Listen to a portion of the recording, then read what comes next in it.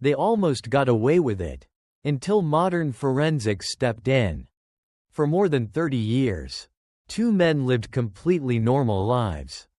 They went to work, raised families, paid their taxes, and went about their days like nothing had ever happened.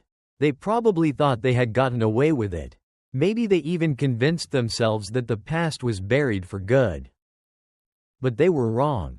In 1989, a married couple named Robert and Helen Whitaker were killed during what looked like a home invasion in a quiet neighborhood in Indianapolis, Indiana. The scene was messy. Valuable items were missing. Police had a few leads, but nothing strong enough to make an arrest. Over time, the case went cold. Witnesses moved away. Memories faded. The file sat in a box for decades. Then, in 2021, a cold case detective decided to take another look. He sent some old evidence, things that had been collected back in 1989 but couldn't be fully tested at the time, to a lab using modern forensic technology. Within months, they had names, not just one name, but two. The two men who had lived freely for over 30 years, thinking they had beaten the system, were suddenly facing the consequences of what they had done. This isn't a story about a perfect crime. This is a story about how close some people can come to getting away with murder, and how modern forensics can still catch up to them, even after decades have passed. Today on Shadow Files, we're going to walk through the murders of Robert and Helen Whitaker. We're going to look at why the case stayed unsolved for so long, how two men almost got away with it, and what finally happened when modern forensics stepped in. Disclaimer. Before we continue, I want to be clear. We tell these stories with respect for the victims and their families. We focus on the facts and the investigation process. We will not sensationalize violence or treat these cases as entertainment. These are real people, and we handle their stories with the seriousness they deserve. Robert and Helen Whitaker were in their early 60s in the spring of 1989. They had been married for 38 years and lived in a modest two-story house in a quiet neighborhood on the south side of Indianapolis. Robert had recently retired from his job at a manufacturing plant, and Helen worked part-time at a local library.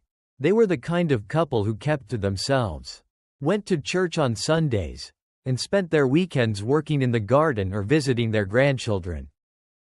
People who knew them described them as kind, reliable, and not the type to have enemies.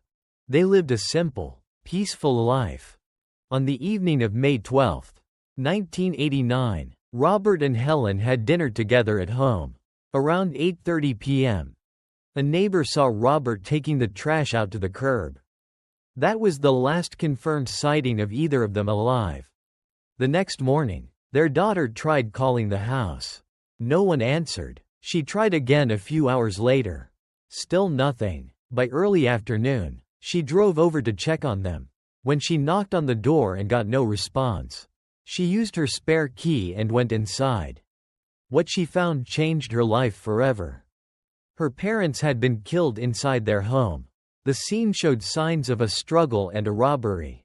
Several valuable items were missing, including a television, some jewelry, and cash that Robert kept in a drawer. Drawers had been pulled out and furniture had been moved. It looked like whoever did it had been searching for things to steal. Police were called immediately. Detectives arrived and began processing the scene. They collected fingerprints, took photographs, and looked for any signs of forced entry. The back door had been forced open, but there were no clear footprints or other obvious clues left behind. In 1989, DNA technology was still in its early stages for most police departments. They collected several items that might have had biological material on them. But testing everything thoroughly wasn't something they could easily do at the time. The investigation focused on known burglars in the area and anyone who might have had a connection to the Whitakers. One name that came up during the early investigation was David Klein, a local man with a history of burglary arrests. He had been questioned in a few similar cases around that time. but there was no direct evidence linking him to the Whitaker home. Another name was Michael Torres, a younger man who had done some odd jobs in the neighborhood. Both men were looked at, but neither could be connected strongly enough to make an arrest. As weeks turned into months, the investigation lost momentum. No strong suspects emerged. No clear motive beyond robbery could be established. The case slowly went cold. By the end of 1990, it was officially classified as a cold case and moved into long-term storage. For the Whitaker family, the pain was devastating. Their children had to grow up without their grandparents. Holidays and family gatherings were never the same. Every year on the anniversary of their parents' deaths, they would gather and talk about what happened, but the question of who did it and why never went away. Over the next 2 decades, the case was reviewed a few times by different detectives. Each time, they would pull the old file and look at the evidence. But without new leads or better technology, there was little they could do. The file would go back on the shelf, and the case would remain unsolved. Meanwhile, David Klein and Michael Torres continued living their lives. David had a few more run-ins with the law over the years for minor offenses, but nothing serious enough to connect him back to the Whitaker case. Michael Torres moved to another state for a while before eventually returning to Indiana. Both men got married, had children, and built lives that had nothing to do with what happened in 1989. They probably thought they had gotten away with it. Then, in 2018, a detective named Detective Rachel Morgan was assigned to review some of the older cold cases in the department. She had a strong interest in cases that might benefit from modern forensic technology. When she read the Whitaker file, she noticed that several items collected from the scene in 1989 had never been fully tested because the technology at the time wasn't sensitive enough.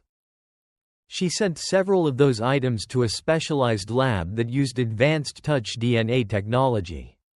This technology could pull usable DNA profiles from very small amounts of skin cells, amounts that would have been impossible to test back in 1989. Months passed. Then, in early 2020, the lab called with results. They had recovered DNA from a few different items, including a piece of fabric and a tool that had been left behind at the scene. The DNA didn't match anyone in the system at first. But then they uploaded the profiles to a genetic genealogy database, something that had only become widely used in criminal investigations in the last few years. Within weeks, they had matches. The DNA from one of the items was linked to David Klein. The DNA from another item was linked to Michael Torres. Detectives obtained warrants and collected fresh DNA samples from both men. When they compared them to the evidence from 1989, the matches were confirmed. Faced with the DNA evidence, both men eventually confessed. They admitted that they had broken into the Whitaker home that night with the intention of robbing it. They said things had escalated when Robert and Helen came home unexpectedly. They hadn't planned to kill anyone, but they panicked after realizing what they had done.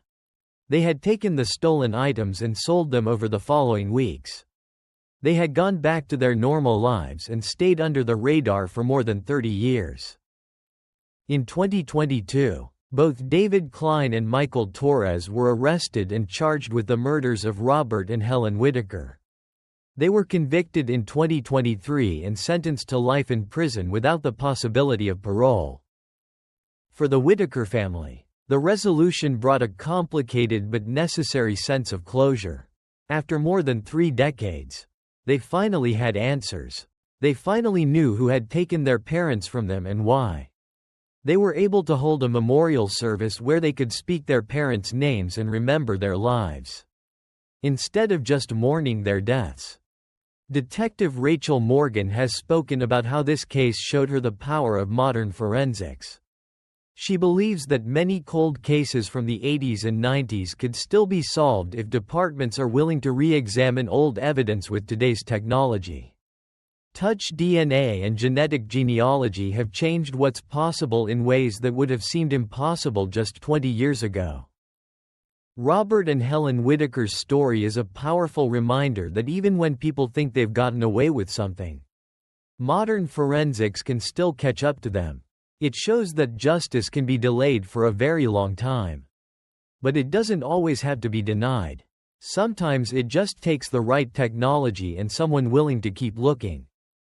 Their family waited more than 30 years for answers. They never stopped hoping that one day the truth would come out. And in the end, that hope was rewarded. Thank you for watching this episode of Shadow Files. These kinds of cases show us that even after many years, answers can still be found. If this story moved you, please consider leaving a like and subscribing. It really helps the channel grow. Feel free to share your thoughts in the comments, as long as you keep them respectful. We'll see you in the next one. Take care of yourself.